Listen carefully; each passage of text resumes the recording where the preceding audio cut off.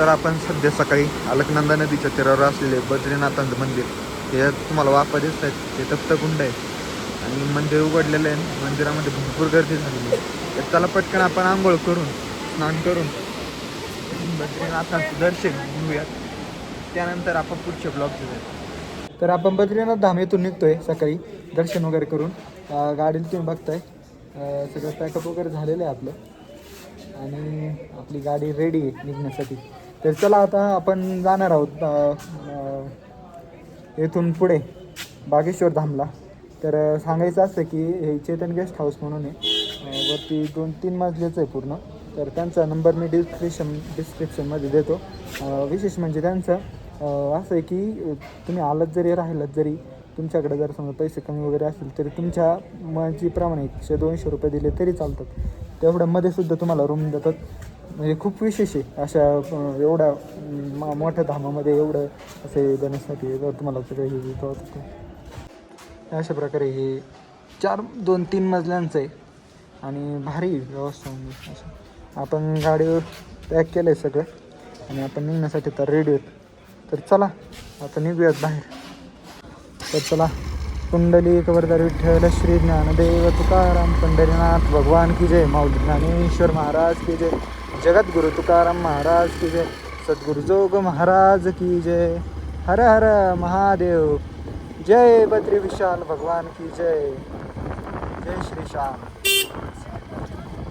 इथून आता आपण बाहेर निघतो मग व्हिडिओ घेऊया.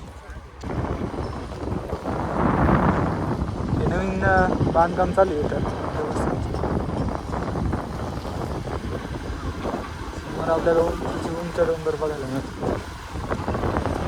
काहीतरी गोल होतंय, काही सभागृह करतायत का भक्त निवास करताय काय माहिती, पण भारी करतायत मस्त. इथून तिथून राऊंड आहे पूर्ण. इकडे पण तसं. आता आपण इथून बागेश्वर धामला निघतो.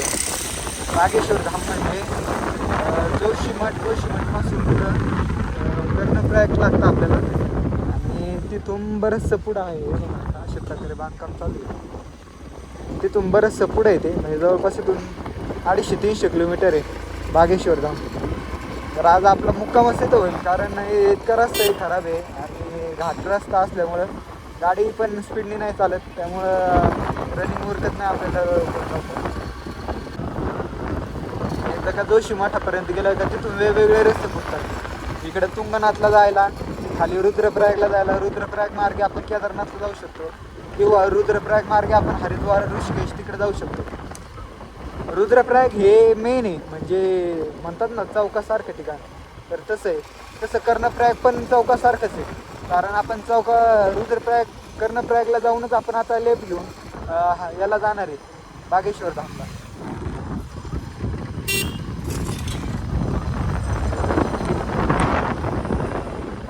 अशा प्रकारे आपण प्रवास सुरू केलेला आहे आणि इथून आता मेन हायवे लागला आपल्याला.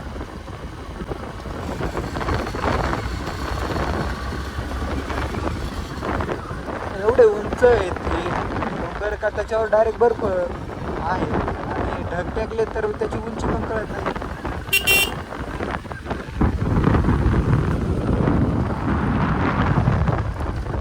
रस्त्याचं काम बऱ्यापैकी चालू आहे. 2-3 वॉटर क्रॉसिंग दाखवायचे आहेत तुम्हाला काल जेव्हा आपण बघितलं नाही कालच्या सिरीजमध्ये. आणि 2-3 एंट्री गेट आहेत. इथं एक एंट्री गेट आहे. इथं काल आपल्याला काय नव्हतं विचारलं. इथं एक एंट्री गेट आहे. इथं काहीतरी वज्र करत सतत बद्री विशाल नगर पंचायत. इथं एकादशी गुफा म्हणून काही राहिली.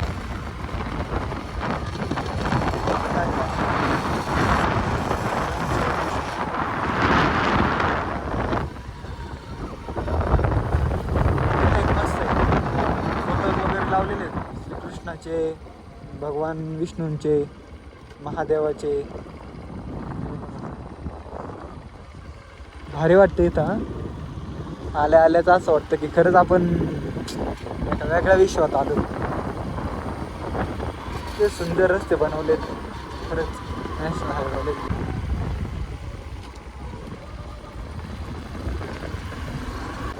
इथं वॉटर क्रॉसिंग आहे ती तुम्हाला दाखवायची होती.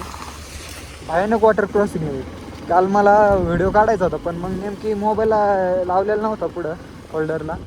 म्हटलं चला आता उद्या सकाळी येताना घेऊ. आणि आता वॉटर क्रॉसिंग वाढलेली असणार आहे कारण आता ऊन पडलं आहे ना, तर त्याच्यामुळं काय होतं, उन्हामुळं जास्त बर्फ वितळतो. आणि सकाळी 7 वाजल्यापासून ऊन आहे इकडं, त्याच्यामुळं आपल्याला थंडी जाणवली नाही. आपण फक्त पॅन्ट शर्टवर जर्किंग कानटोपी वगैरे न घालता आपण दर्शनाला गेलो होतो. तुम्ही ब्लॉगमध्ये रीलमध्ये बघितलं असेल. आता होते काय, रीलचा अपडेट लगेच मिळते तुम्हाला, पण आपला जो मोठा ब्लॉग आहे तर हा एडिट वगैरे करणं, त्याला अपलोड करणं हे वेळ खर्चिक आहे. आणि सगळ्याच गोष्टी नेटवर्क वगैरे वगैरे एवढ्या गोष्टी लागतात त्याला. आणि यापैकी एक जरी नसेल तरी ते होत नाही. तर त्याच्यामुळं मग ब्लॉग आपला लेट होतो. आता केदारनाथ धामचा ब्लॉग आपण एडिट वगैरे केला. आता मगाशी अपलोड करणार होतो पण म्हटलं चला थोडंसं अंदर कवर करूयात आणि मग त्याला अपलोड करूयात. हे बघा ही वॉटर क्रॉसिंग अशी. काल तुम्हाला वॉटर क्रॉसिंग दाखवायची राहिली होती. सगळं बर्फाचं पाणी वरून आलेलं आहे खाली.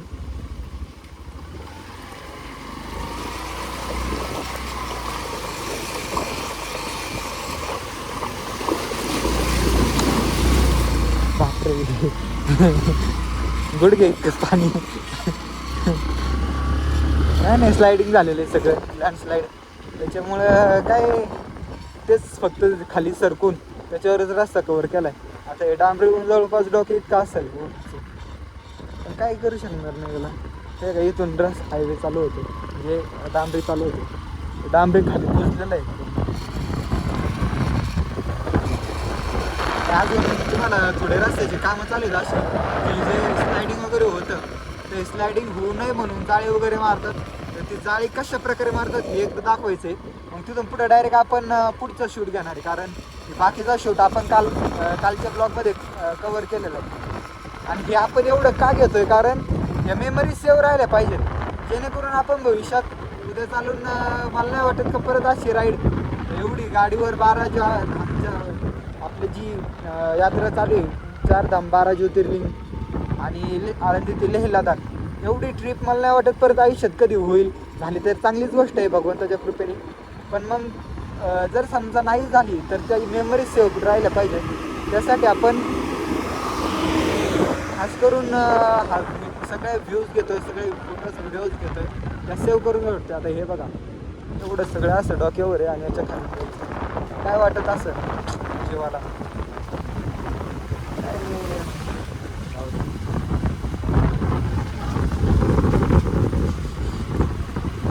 असं एवढं कडेला आलं ना असं वाटतं खरंच देवाची जर कृपा नसते ना आपल्यावर, आपला कधीच कार्यक्रम.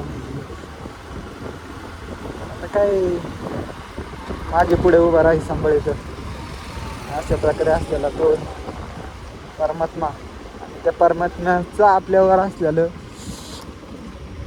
कृपादृष्टी म्हणावं लागेल, कारण त्या कृपादृष्टीशिवाय काय होऊ शकत नाही.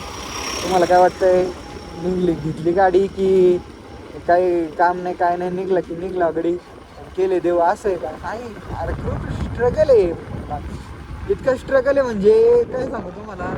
तुम्ही अक्षरशः तुम्हाला खोटं वाटेल पण देवाचं आल्याशिवाय म्हणजे आपण जर असं मनात घेतलं का एखाद्या देवाला जायचं आपल्याला आणि त्या देवाला जर जायचं म्हणलं आणि त्या देवाचं जर बोलावलं आलं नाही तर आपल्याला काही कारण जाताच येत नाही कसंच.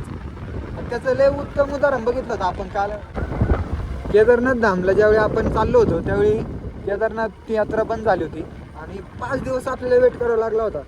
आपण रुद्रप्रयागमध्ये 2 दिवस, देवप्रयागमध्ये 3 दिवस, असं करत कर 2-3 दिवस इकडे तिकडे काढून. हे बघा इथून ऋषिकेश 292 आहे, 312 हरिद्वार आहे, तर इथून एवढं अंतर आहे बद्रीनाथ. तर मी काय सांगत होतो, तर देवप्रयाग येथे 2-3 दिवस इकडे रुद्रप्रयागमध्ये 2 दिवस काढून मग आपल्याला पुढं जाता आलं बाबा केदारनाथ यांच्या. म्हणजे खरंच बोलवून आल्याशिवाय आपल्याला जाता येत नाही, हे मात्र खरं आहे. थोडं आपण पाणी बिणी भरून घेऊ मस्त रे प्यायला, कारण बिस्लरीचं पाणीच पिऊ वाटतं मला, हेच असंच पाणी पिऊ वाटतंय. अरे इतकं भारी लागतंय गोड गोड. आणि हे पूर्ण पहाडातून आलेलं पाणी आहे बर्फाचं. हे बघा मध्ये कुठंच काही नाही आहे, त्यामुळे आपण थोडं पाणी भरून घेऊ.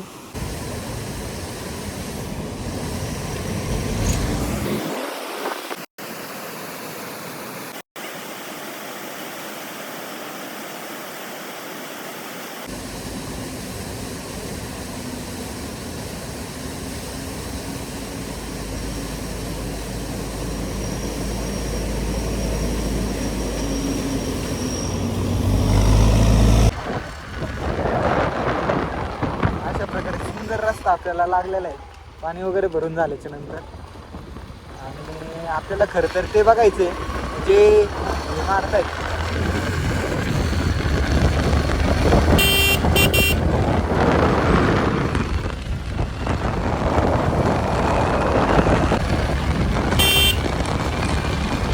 मोकळाच रोड आहे आपल्याला, मोकळाच आहे.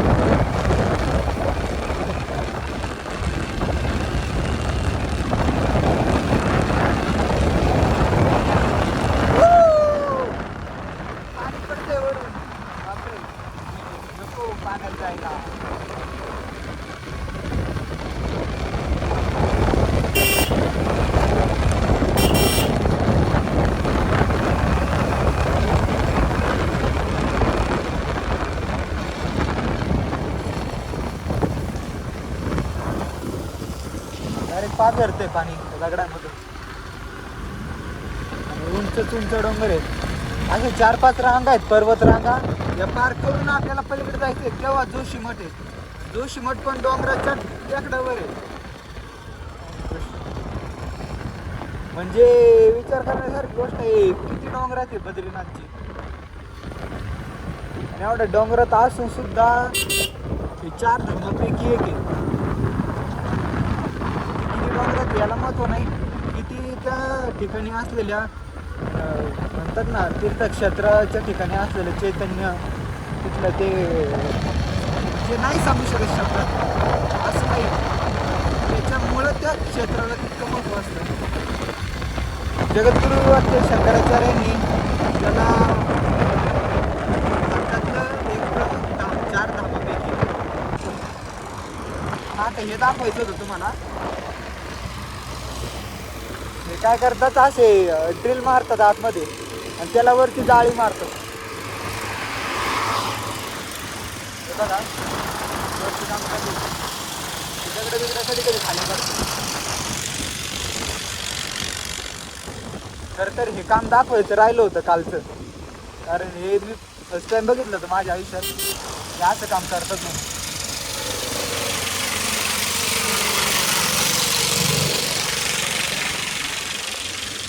असं मशीन असतं, आपण बोर मारतो जमिनीमध्ये तसेच हे आडवे बोर घेतात डोंगरामध्ये आणि जेवढे दगड पडतील तेवढे पडतील आणि जेवढे राहतील त्याला डायरेक्ट जाळी मारून टाकतात. एकदा का जाळी मारून टाकली की लँडस्लायडिंग होत नाही, म्हणजे टेन्शन राहत नाही त्या तिथल्या एरियातलं. आता हे समोर बघता तुम्ही, हे कसं सगळं वाहून गेले खाली आणि असं होत नाही मग ते जाळी मारल्याच्या नंतर. आता जाळी कशा प्रकारे मारतात ते आपण पुढे बघू. तिथून हरिद्वार 306 किलोमीटर आहे, म्हणजे 306 किलोमीटर जायचं. तिथून परत पुढं वरती गंगोत्री यमुनोत्री 200-250 किलोमीटर आहे. आणि ते पण एका साईडला एक नाही, परत रिटर्न यायचं आणि परत वरती जायचं. त्यापेक्षा आपण सोप्पा म्हणजे मधला मार्ग काढणार आहे. आता तो म्हणजे काय, तर हे महत्त्वाचं आहे. मधला मार्ग म्हणजे काय, गंगोत्री आणि यमुनोत्रीचा. तर आपण आता जाणार आहोत बागेश्वर धामला. तिथून पुढं नैनिताल मार्गे किंवा त्याच्या अलीकडून नैनितालला जावं असं काही नाही, कारण सगळा एरियाच तसा आहे. तिथून नैनिताल म्हणजेच उत्तराखंडमध्ये, उत्तराखंडमध्ये सगळं एक्सप्लोअर करतोय आपण. बघू, जर समजा जाणं झालं तर जाणार, नाही तर नाही जाणार. आणि महत्त्वाचं म्हणजे तिथून आपण जाणार आहे अयोध्येला. तिथं आपण कुंभमेळ्याच्या वेळी गेलो होतो, त्यावेळी गर्दी दर्शन झालं होतं आपलं. आता आपण जरा ऑफ सीझनला जाणार आहे. आता ऑफ सीझन कसं पण मग जाणार आहे यावेळी. आणि अयोध्या झाल्याच्या नंतर आपण सरळ तसंच खाली प्रयागराजला जाणार आहे आणि तिथून मग काशीला जाणार आहे. तर प्रयागराजला जाण्याचं कारण म्हणजे आपलं गंगोत्री आणि यमुनोत्री झालेलं नाही आहे. आणि हे बघा इथं एकदा इथेच काम चालू आहे. गाड्या आल्यानंतर ते थांबवतात. Safety is important, safety is first. तर तुम्हाला प्रयागराज माहीत असेल, कुंभमेळा झाला होता, महाकुंभमेळा आत्ता जानेवारी फेब्रुवारी मार्चमध्ये. तर त्या कुंभमेळा ज्या ठिकाणी झाला होता ते प्रयागराज. त्या प्रयागराजच्या ठिकाणी असलेलं गंगा नदी आणि यमुना नदी म्हणजे गंगोत्री यमुना नदी, ज्या ठिकाणी गंगा नदीचा उगम होतो, यमुना नदीचा उगम होतो, असं ठिकाण असलेलं गंगोत्री यमुना नदी आणि त्या दोन्ही ज्या ठिकाणी संगम पावतात असं ठिकाण असलेलं प्रयागराज.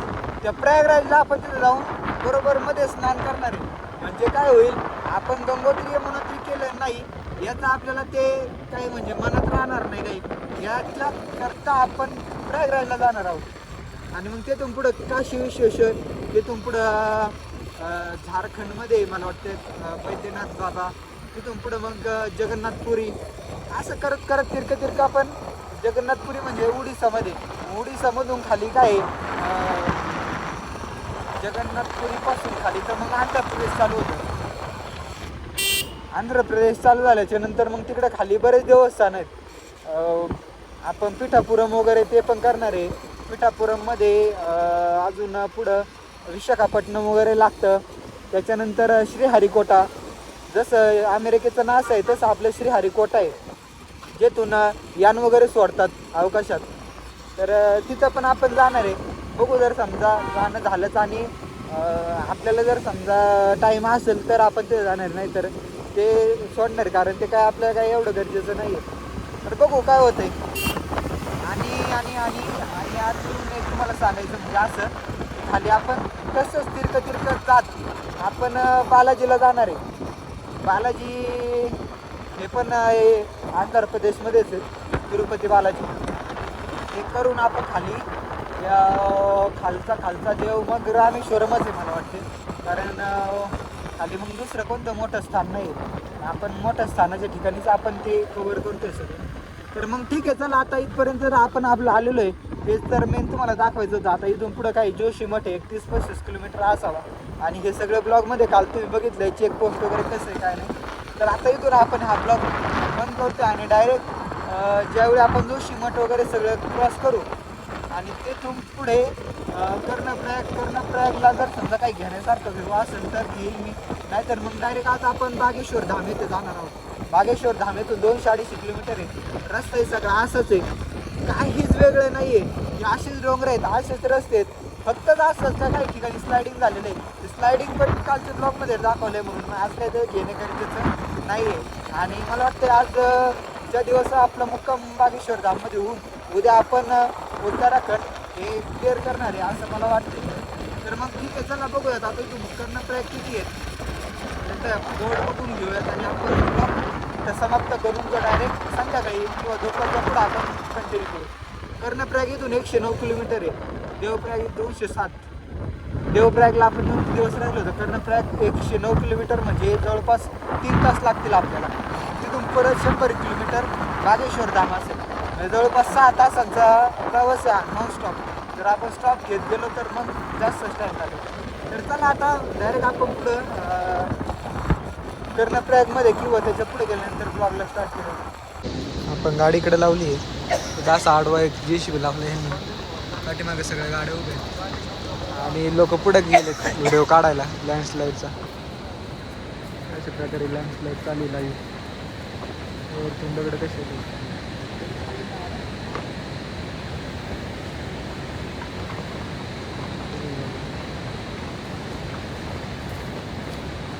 जोशी मठाच्या थोडं पुढं आल्यानंतर थोडासा पराठा वगैरे खाऊन आपण थोडासा नाश्ता करतो आहे, कारण खूप हेवी खाल्लं का लगेच हेल्मेटच्या आत हवा वगैरे लागत नाही, झोप येते, त्याच्यामुळं हेवी जास्त खात नाही आपण. लाईट संध्याकाळी पोटभर जेवण करतो आपण. चला खाऊन घेऊयात, लगेच निघूयात पुढच्या तयारीला. 3:24 झाले, वाटत दगडे पडले असे थोडून आता क्लिअर करतो. कमीत कमी अर्धा तास ते 1 तास जाईल, पोचतोय का नाही काय माहिती. आपली गाडी इकडे आहे.